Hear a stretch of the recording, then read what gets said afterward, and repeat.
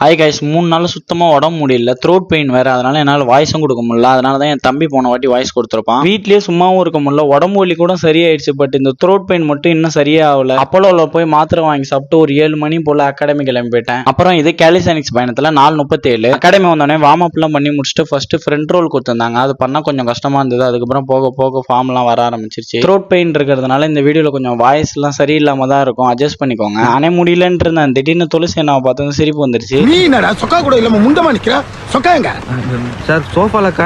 துளசி அண்ணா ரொம்ப நாளா ஏன்டா எனக்கு இன்ட்ரோ கொடுக்கல, நிறைய இந்த இன்ட்ரோ வாழ்க்கையிலே மறக்க மாட்டாரு. அப்புறம் அனிஷ் அண்ணா வேற புதுசா சேனல் ஆரம்பிக்க போறதா சொன்னாங்க. அவர் ஐடி கீழே டேக் பண்றேன், மறக்காம போய் ஃபாலோ பண்ணிக்கோங்க. கண்டிப்பா ஒரு நாள் பெரிய இன்ஃபுளுசரா வருவாரு. அப்புறம் டுடே ஒர்க் அவுட் டீடைல்ஸ் எல்லாம் கேப்ஷன்ல கொடுக்குறேன், செக் பண்ணி பார்த்துக்கோங்க. அப்புறம் ஒரு பிக் நியூஸ், இந்த வாட்டி பல்கேரியால நடக்க போற வேர்ல்டு கேலிஸ்தானிக் சாம்பியன்ஷிப்ல இந்தியாவை ரெப்ரசென்ட் பண்ணி கமலாஷ் பார்ட்டிசிபேட் பண்ண போறான். அவனுக்கு அப்படியே ஆல் தி பெஸ்ட் சொல்லிட்டு நான் வீட்டுக்கு கிளம்பி வந்துட்டேன். தினம் தோறும் தொடர்பில் இருக்கேன். நம்ம ஐடி ஒரு ஃபாலோ தட்டிக்கோங்க. பாய்.